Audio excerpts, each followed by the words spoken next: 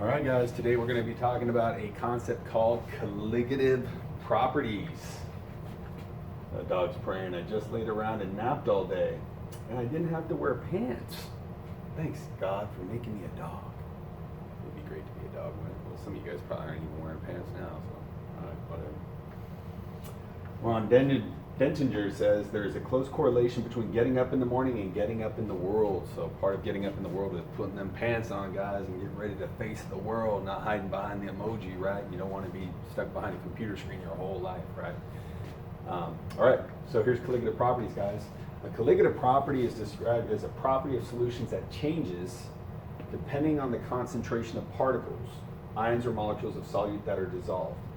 So, right, if you just think about it, a lot of times we have water, you dissolve something in water. Think about what might be a property of water, for example, that might change.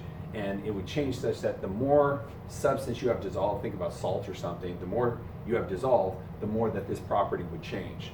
Those properties that change based upon how much solute, it's called a solute, is what dissolves in the solvent, in this case water.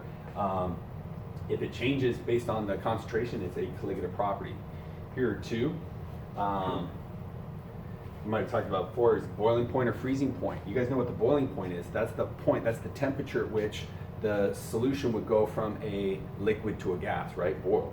And the freezing point is the temperature at which it goes from a liquid to a solid, right? The low temperature at which, you know, in this case, we talked about water molecules freezing to form ice.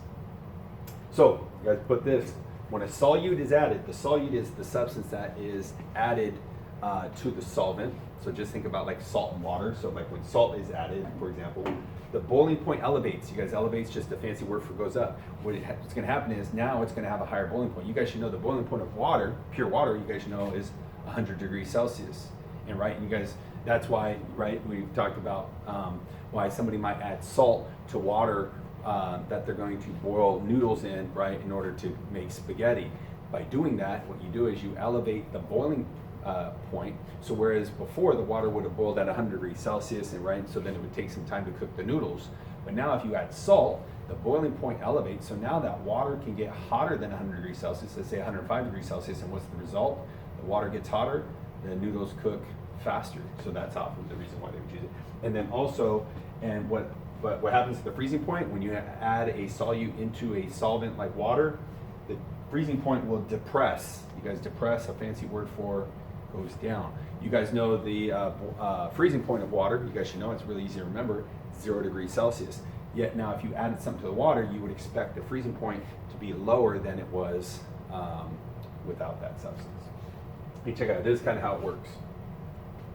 When a non-volatile solute is added to a liquid, some of its molecules occupy surface sites in the liquid, displacing volatile solvent molecules. Because fewer solvent molecules get to the surface, fewer can escape, and the vapor pressure of the solution decreases. So guys, this explains why adding a substance to a liquid like water would increase the boiling point, because, so in this case, in this animation, the purple is the water molecules, and let's say the red is, let's say salt, sodium and chloride ions. Well, you guys think about it, what are the water molecules that are going to be able to escape when it's evaporating? It's going to be the ones at the surface. So really, when you add a solute, like salt, for example, what's simply happening is, wouldn't you guys agree that these red molecules or salt particles are simply getting in the way? It's making it much more difficult for those water molecules to escape into the gas phase. So what's the result? The solution has to get much hotter, meaning those water molecules have to be moving a lot faster to overcome the obstruction that these solute particles are posing, and the result is a higher boiling point. Okay?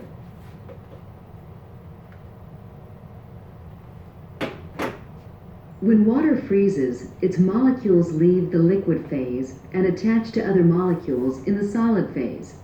At the freezing point, an equal number of molecules move into and out of the solid phase. So you guys, this is showing like ice water. So we have some ice here. You guys see the water molecules are kind of in a fixed position. and then here is liquid water. So this is what you'd expect to see at 0 degrees Celsius. 0 degrees Celsius, there's actually an equilibrium. You have slow moving water molecules can actually reconnect with other water molecules and form the solid ice, and then you can also have the faster moving or the more vibrating, the ones that are in the solid state that have a higher kinetic energy can escape, right? Because remember, there's a force of attraction holding them together and can go in the liquid phase. So that's what's happening at 0 degrees Celsius. Now what we want to do is add a substance, in this case, ethylene glycol. So now we added a solute. A solution of ethylene glycol, automobile antifreeze, has a freezing point lower than that of pure water. Molecules of the solute block the interface between the solid and liquid phases, thus decreasing the rate at which molecules leave the liquid phase and attach to the solid.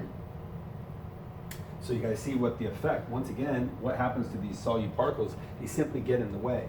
Whereas slow-moving water molecules would normally reconnect with the ice and form the solid, now these are in the way. So the result is, now you have to reach a much lower temperature. These things have to be moving extremely slow, have a much lower kinetic energy in order for them to overcome the obstacle or the obstruction that these solute particles have for them to rejoin.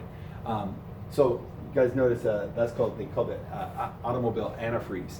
You guys know antifreeze. You guys know when you add to your car, right? A lot of people know you have oil in your car. You also have gasoline, obviously, to make the car run. But then you also have, in your radiator. Some people say, what do you have in your radiator? You have water. Okay, you can have water. But the problem with water is, right? You guys know the radiator is to keep your engine from getting too hot, right? So you put water in, and it absorbs a lot of the heat, and therefore it protects your car engine. But the problem with water is, what happens? It's going to evaporate. Your car engine is going to get much hotter than 100 degrees Celsius, and so once the water boils off, now you can put more water in. You guys see people on the side of the road with steam coming out of their front hood. It's because, right, all their water is evaporating. They could put more in, but what do we do so we don't have to continually do that is we add. Now you could call it automobile antifreeze. Another way you could call it is you could call it coolant. Maybe you guys have seen it like bright green or bright yellow or whatever. It's got different colors. That's ethylene glycol. You guys see the effect is because normally water boils at 100 degrees Celsius, but you guys remember we talked about this from the previous one. You add the coolant to the water. Now what you've done is you've elevated. You remember it increases the boiling point. So now that coolant water mixture can get much hotter before it's going to evaporate off, and therefore it's going to stay in your vehicle longer. You don't have to constantly replenish it. Well, that same solution that you add ethylene glycol, which you call coolant, you could also call it antifreeze, because not only does it elevate the boiling point, but the presence of it also lowers the freezing point. You guys think about it, on the East Coast, they're not probably as worried about their car overheating as they're worried about during the winter, their car freezing. Now imagine you have water in your pipes, in the pipes that connect the different components of your engine, and let's say that water freezes, and you guys should know when water freezes, you guys know what happens? It expands. What can happen? You can actually bust the hoses or the pipes that are connecting the different components.